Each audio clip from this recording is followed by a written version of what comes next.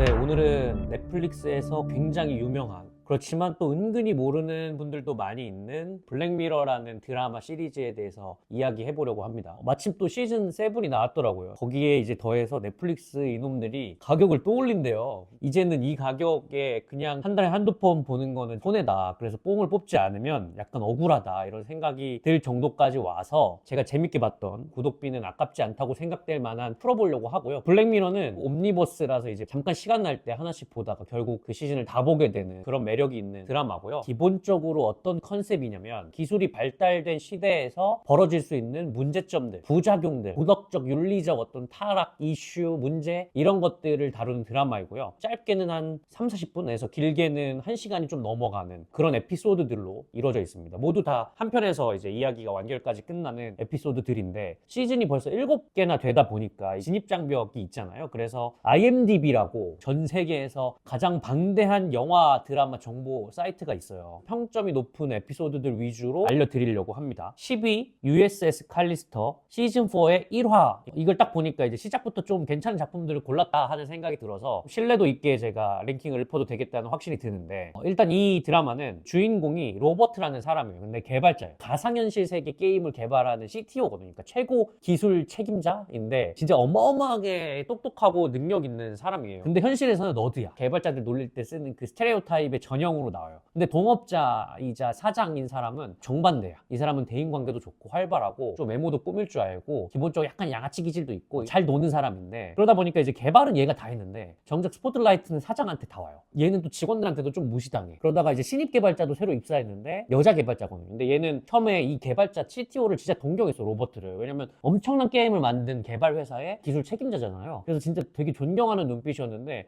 회사 생활 며칠 하면서 이제 분위기 파악 좀 하니까 사내에서 얘의 위치를 알게 되는 거예요. 그러니까 로버트도 이 여자가 자기를 처음에는 약간 이성적으로도 좀 좋아하려나? 착각도 있었는데 점점 그런 분위기를 파악하면서 자기에 대한 표정이 약간 묘해진다는 걸 아니까 자존심이 겁나 상해. 근데 이제 로버트 얘도 무서운 게 이 현실의 울분을 얘가 어떻게 푸냐면 다른 가상현실 서버를 만든 다음에 거기서 이제 현실에서 자기한테 좀 꼽주거나 무시했거나 이 여직원처럼 나도 좀 호감이 있는데 현실에서 어떻게 뭐 함부로 못 해보는 애들, 그런 애들의 DNA를 커피컵이나 아니면 뭐 머리카락, 뭐 쓰레기통에 묻은 휴지 같은 데서 추출해. 그래서 게임 안에다가 인격을 복사하는 거예요. 그리고 그 게임 안에서는 그 세계관에서 얘가 왕이야. 모든 걸 다 컨트롤할 수 있어. 뭐 내 옷도 벗길 수 있고 얘 말대로 안 하면 고문당하고 얼마나 끔찍해요. 근데 또 밖에 나는 이거 몰라. 왜냐면은 어느 날 자아가 복제된 거기 때문에 밖에 나는 그냥 회사 다니는 거고 여기는 나는 이제 복제된 자아니까 여기로 이동돼가지고 이전 기억들을 다 들고 거기 갇히는 거예요. 그런 이야기가 이 USS 칼리스터의 이야기고 이건 이제 디지털 복제 그리고 윤리에 대한 문제를 다뤘는데 기발하면서도 되게 섬뜩하고 무서워서 인상이 깊었어요. 완성도도 되게 탄탄한 에피고 게임 배경이 근데 약간 스타트렉 아니면 스타워즈처럼 우주 배경이고 또 막 함선 안에 있는 그 설정이고 해서 처음에 한국 사람들은 손이 잘 안 갈 수도 있어요. 그걸 감안하고도 충분히 볼만한 가치가 있는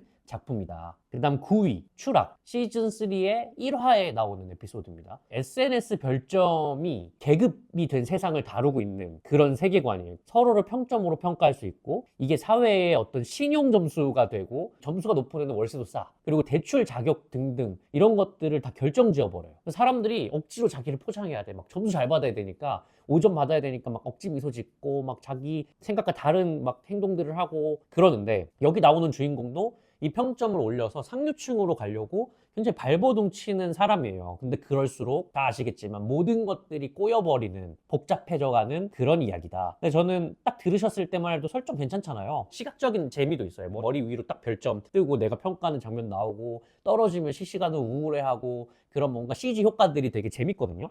그러니까 이게 당근 온도가 매너 온도 있잖아요. 그게 사회의 신용 점수가 됐다고 생각하시면 돼요. 부인 이후에는 개인적으로 공감이 별로 안 가요. 그냥 딱 이 설정으로 뽑을 수 있는 그런 아이디어들을 시각화한 재미지 이게 뭔가 드라마나 이야기적인 완성도가 크게 막 높진 않았거든요. 그냥 평범했는데 아마 그런 재미 때문에 9위로 뽑아준 게 아닌가. 제 입장에서는 USS 칼리스터가 10이면 이거는 순위 바뀌다. 그리고 8위 USS 칼리스터 인피니티 속으로 이건 시즌 7의 6화. 이번 시즌 7에서 나온 아까 그 USS 칼리스터의 속편이에요. 근데 바로 이게 8등을 했네. 이거는 무조건 전편을 보고 보셔야 하고 솔직히 이제 전편이 저는 기승전결 그 자체로 깔끔해서 속편 나왔다고 봤을 때 좀 뇌절 아닌가 이런 걱정을 했어요. 근데 속편도 괜찮아요. 전편만큼은 아닌데 전편이 인기 있다고 막 급조한 그런 퀄리티는 또 아니거든요. 근데 또 전편만큼 막 윤리적인 사유나 이런 거를 불러일으키는 급은 또 아니에요. 이미 한번 보기도 했고, 이 USS 칼리스터 인피니티 속으로는 게임 속으로 들어가서 평생 꼼짝없이 갇히게 된 사람들의 이후 이야기를 다루고 있고요. 그래서 그 게임 안에서 살게 되면서 다시 한번 어떻게 하면 밖으로 나갈까를 이렇게 고민하는, 밖에서도 역시나 이 안에 있는 이 특정한 사람들이 이상한 값으로 존재한다는 걸 사장이 발견하고 이게 뭐냐, 버그냐 한번 추적해보라 하면서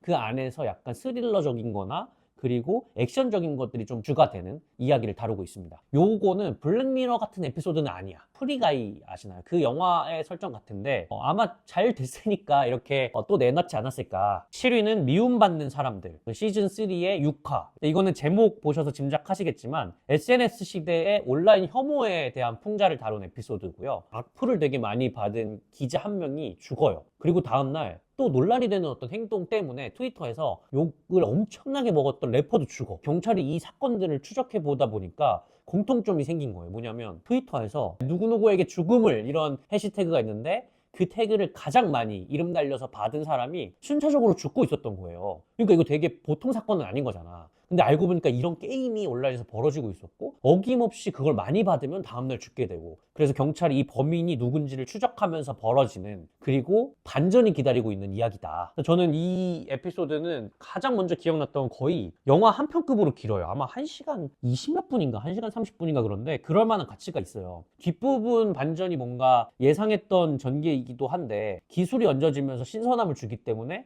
예상했다고 보면서 느껴지진 않고요. 그리고 이걸 딱 보면 느끼는 교훈이, SNS에서 남의 인생을 두고, 유튜브도 마찬가지죠, 악플을 좀 달지 마라. 그건 이제 살인과도 같다 라는 이야기고요. 물론 제 채널에는 악플도 좋습니다. 왜냐면 무플보다는 악플이라고, 아직 저는 아무 댓글이 안 달리기 때문에 끔찍한 수위의 악플은 자제하라는 메시지를 담은 드라마입니다. 이거는 또 우리나라 사람들이 꽤 좋아할 만한 전개예요. 그리고 실제 우리나라도 이런 문제들이 많이 벌어지고 있기 때문에 인터넷 강국 시민들로서 느낄 수 있는 재미가 또 있다. 6위, 닥치고 춤춰라, 시즌3의 3화입니다. 이거는 평범한 10대 소년이 처음에 나오는데 집에서 얘가 컴퓨터 가지고 음란행위를 해요. 그러다가 몸캠 피싱 아시죠? 몸캠 피싱 같은 걸 당해. 범인이 얘한테 딱 협박하면서 너 이거 유출할 건데 유출되고 싶지 않지? 근데 그러려면 내가 시키는 대로 해라. 이렇게 협박을 해요. 처음에는 쉬운 일들을 시키니까 그냥 해. 근데 그게 점점 강도가 심해져요. 근데 이제 이 소년이 이걸 하면서 보니까 주변에 자기만 겪는 일이 아닌 것 같아. 다른 사람들도 누군가에게 이렇게 협박을 받아서 어떤 미션을 하는 것 같아요.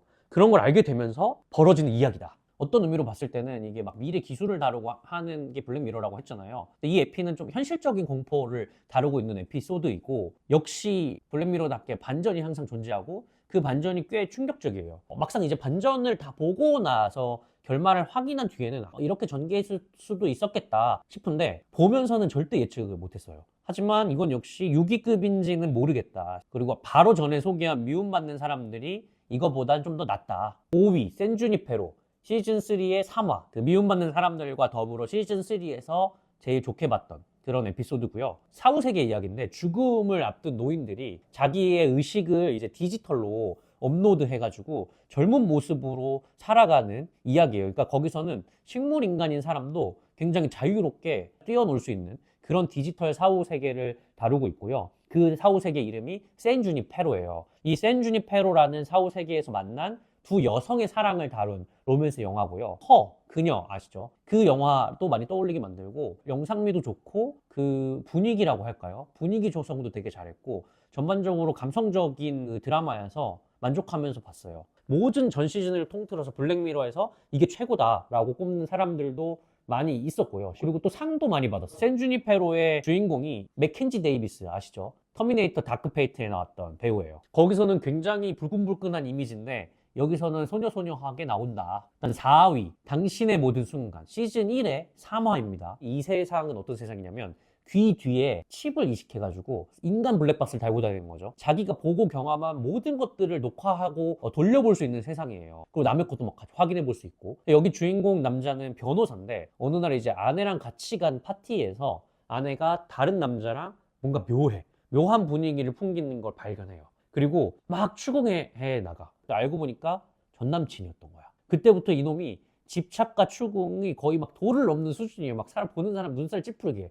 공감이 안 가는 거 아니야. 근데 뭔가 좀 너무할 정도로 해. 특히 그 기기까지 막 이용해서 그 막 안에 칩 돌려보자고 하고 프로그램까지 쓰면서 분석하고 그러다가 결국은 뭔가가 밝혀지는 이야기다. 드라마적인 요소가 굉장히 강하거든요. 기술을 다뤘지만 기술을 다룬 드라마 할 때 기술을 다룬 드라마 할 정도로 굉장히 드라마의 전형인데 공감도 가면서 끔찍하기도 하고 메시지가 뭐냐면 망각이 우리 인간이 가진 이 기억 아이러니하게 왜 사람한테 중요한가 인생에서 왜 선물인가를 설파하는 에피소드라서 좋았어요. 또 찾아보니까 이게 로다주가 이거 영화화 하려고 판권을 샀다고 하더라고요. 대망의 탑3, 3위 블랙뮤지엄. 이건 시즌4의 6화입니다. 아 근데 조금 의외이긴 하네. 3위인데 그래도 되게 독특한 박물관의 이야기예요. 그리고 이 박물관에 어떤 사람이 잠깐 들어가게 되면서 그 안에 있는 박물관직이라고 해야 되나? 그 사람한테 내가 여기에 전시물들을 어떻게 전시했는지 알아? 하면서 총 3가지의 전시물 사례가 나와요. 근데 이게 다 하나하나가 사례 자체가 스포일러라서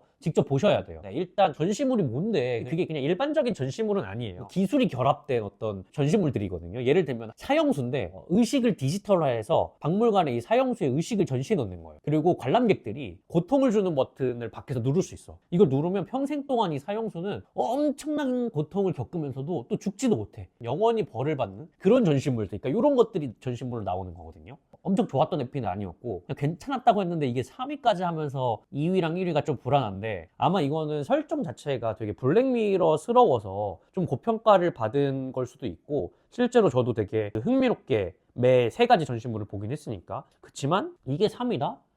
다음 넘어가 볼게요. 다음에 2위 시스템의 연인 시즌4의 4화. 아 이거 무조건 나왔어야 될 에피소드고 가장 좋아하는 에피소드인데 2위로 나와서 살짝 실망스러워요. 그렇지만 좀 정성 들여서 제가 영업을 해볼게요. 아마 제일 먼저 보셨으면 좋겠어요. 이 세상에서는 사람들이 그냥 연애하지 않아. 그냥 결혼하지 않아. 시스템을 통해서 알고리즘을 통해서 소개팅을 하고 데이트를 하고 연인이 되는 거예요. 그래서 이 알고리즘이 극도로 발달했다는 설정이야. 그래서 얘가 내 성격이나 뭐 취향이나 이런 걸 다 분석해서 일단 상대를 주선해주고 심지어 너네 몇 시간만 만나? 이렇게 만날 시간까지 건방지게 알려줘. 그럼 이제 그 만날 시간만 딱 지켜서 만나야 되거든요. 그렇게 이 기계들이 계속 얘 만나고 쟤 만나고 쟤 만나고 하면서 여러 학습을 거치게 하다가 자 이번에 딱 만나 했을 때 얘는 너 커플이야까지 또 신탁을 해줘. 그러면 그때서야 비로소 정착할 수 있는 되게 묘한 세계의 이야기인 거고요. 여기 나온 이제 주인공 남녀도 처음에 딱 만났을 땐 이 기계가 이 시스템이 몇 시간을 알려주냐면 12시간만 만나라고 해요. 12시간 동안 데이트를 하고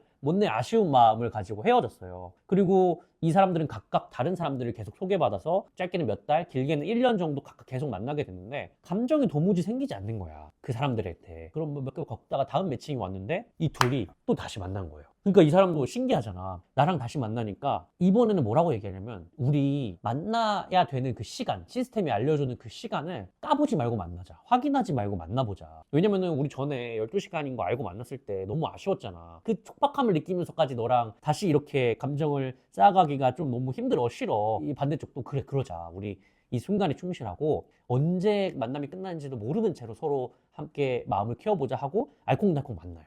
그리고 사랑과 감정도 커져. 이 사람이랑 결혼할 것 같을까지도 와. 그러다 어느 날 항상 이놈이 문제일까? 이 남자가 갑자기 곧 이 기간이 만료가 돼가지고 그러니까 유효 기간이 끝나서 우리의 이 행복이 깨지면 어떡하지? 그러다가 결국 못 참고 약속을 이제 깨 시스템을 딱 오픈해서 내가 얘랑 몇 시간 만나야 되는지 유효 기간을 확인하게 돼요. 아담과 이브에서 보면 선악과를 따먹은 것처럼 하지 말라는 짓을 해버린 거죠. 그러면서 벌어지게 되는 두 슬픈 연인의 이야기, 무조건 꼭 보셔야 되는 이야기가 바로 이 시스템의 연인의 이야기다. 이거는 진짜로 제가 모든 블랙미러 시리즈를 통틀어서 심지어 시즌 7까지 다 본 상황이에요. 가장 좋아하는 작품이고요. 저한테는 그냥 1등이고 로맨스 장르를 좋아하지 않아요. 오히려 전 드라마, 막 범죄 스릴러 이런 거 좋아하고 하는데 저도 그럴 줄 몰랐지만 블랙미러에서 제일 손에 꼽는다면 여러분들 저를 믿으시고 보셔야 됩니다. 이건 진짜 로맨스고요.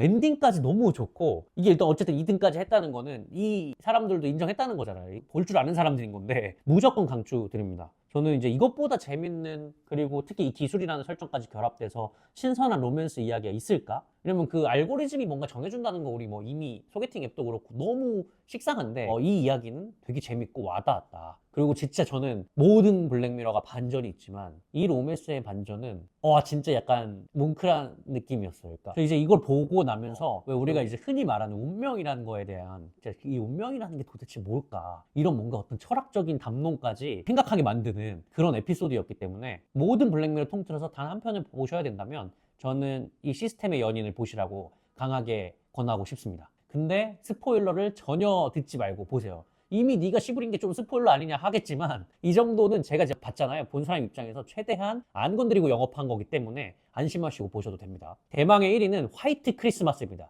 시즌2의 4화. 어떤 크리스마스에 산속에 눈 덮인 오두막에 사는 두 남자가 있거든요. 두 남자를 딱 보여줘요. 근데 꽤 오래 산 것 같고 둘이 말은 별로 안 섞은 것 같아. 근데 이제 한쪽은 그냥 이게 익숙해. 말 별로 하고 싶어 하지 않아요. 근데 다른 한쪽이 막 자기 이야기를 하면서 드디어 정막을 깨고 말을 걸기 시작하고요. 근데 이 남자의 이야기가 한 2개 에피소드처럼 진짜 이야기꾼처럼 이야기를 하는데 들을수록 뭔가 황당하고 기가 막히고 이게 믿어야 돼 싶을 정도인데 가만히 듣던 남자조차도 그러니까 반응을 하죠. 그래서 이제 이 남자가 옳다구나. 너도 이제 좀 얘기해봐라. 나도 이런 썰을 너한테 풀어줬는데 심지어 내 치부까지 드러내면서 너도 얘기해. 이 남자도 굉장히 신기한 얘기를 해요. 그리고 나서 어떤 반전이 또 벌어지거든요. 근데 이게 제 처음에는 이 얘기를 다 하나씩 드릴까 했는데 와 이걸 어떻게 뭐 말로 설명할 길이 없어. 그냥 보시면 안다고 밖에는 말씀드릴 수 없고요. 그리고 1위인 이유도 분명히 있다. 결말 보고 나면 머리가 띵해지면서 가장 블랙미러스러울 수도 있어요. 와 저런 상상까지 하는구나. 그래서 저는 앞에서 말씀드렸듯이 여기서 2위를 했던 시스템의 연인이 비록 저한테는 1등이지만 그리고 저는 한 편을 봐야 된다면 여전히 그걸 보라고 말씀드리지만 이 작품이 1위인 거는 충분히 인정되고 납득도 된다. 인정. 강하게 추천드린다. 네, 이제 여기까지가 IMDb 미국인들의 시선에서 본 블랙미러 탑 10이었고요. 개인적인 추천을 쿠키 영상처럼 추가를 해드리고 마무리를 하겠습니다. 공주와 돼지 이거는 시즌 1의 1화 가장 처음 작품이고요. 뭔가 찝찝한 느낌? 불쾌감을 주는 느낌을 가장 강하게 느낄 수 있는 군중이란 무엇인가, 여론이란 무엇인가, 인간의 심리란, 집단 심리란 무엇인가를 알 수 있는 어떤 심리학적인 스릴러이고요. 이게 그냥 블랙미러 그 자체다라고 얘기 드릴 수 있습니다. 그리고 시즌 7은 진짜 특이하게 전체 에피소드가 다 균형감 있게 좋아요. 보통 사람들이라는 에피소드인데 이거는 왜 재밌냐면 그러니까 넷플릭스에서 넷플릭스를 디스하는 어떤 드라마이긴 하거든요. 아내가 몸이 안 좋아요. 그래서 구독제로 다시 그 건강을 유지할 수 있는 구독 의료 상품이죠. 하지만 이게 어느 순간부터 우리 아까 말했듯이 넷플릭스 가격 계속 올리고 막 요금제 무슨 막 스탠다드 베이직 무슨 막 프리미엄 그 위에 막 슈퍼 프리미엄 막 이런 식으로 가잖아요. 그것처럼 갑자기 어느 날 와이프가 자기도 모르게 막 광고를 읊어대. 찾아가서 보니까 광고를 안 보시려면 요금제를 더 상위 요금제로 하셔야 된다 이러는 거예요. 그러니까 울며 겨자 먹기로 상위 요금제를 해. 그러고 나니까 또 그 다음에 더 상위 요금제를 내가지고 계속 이 사람들을 구독의 늪에서 헤어나올 수 없게 만드는데 그게 신체와 생명을 담보로 한 거야. 구독 시스템을 풍자하는 이야기라서 이게 넷플릭스에서 다뤄졌다는 것도 웃기지만 추천드립니다. 이 재밌는 시리즈를 소개하느라고 말이 참 길어진 것 같은데요. 아무튼 추천합니다. 저희가 이제 영화관 신작들도 많이 다루고 시사회로 보는 것들이나 뭐 드라마 시리즈 신작들도 미리 볼 수 있는 걸 많이 다루긴 하는데 종종 이렇게 제가 발굴해냈던 옛날 작품들이어도 좋은 시리즈물, 영화들을 한번 끄집어내서 추천드려 보겠습니다. 얼마나 많은 분들이 이걸 보실지 모르겠지만 뭐 나중에라도 꼭 봐주시길 바라는 마음에 하나하나씩 이거는 번외로 쌓아나가 볼게요. 이 영상까지 시청해 주셨다면 정말 깊이 감사드립니다. 그리고 아직 구독 안 해주신 분이 계시다면 구독도 해주시고 뭐 댓글이나 좋아요 많이 달아주시면 감사하겠습니다. 다음에 또 다른 작품으로 돌아오도록 하겠습니다.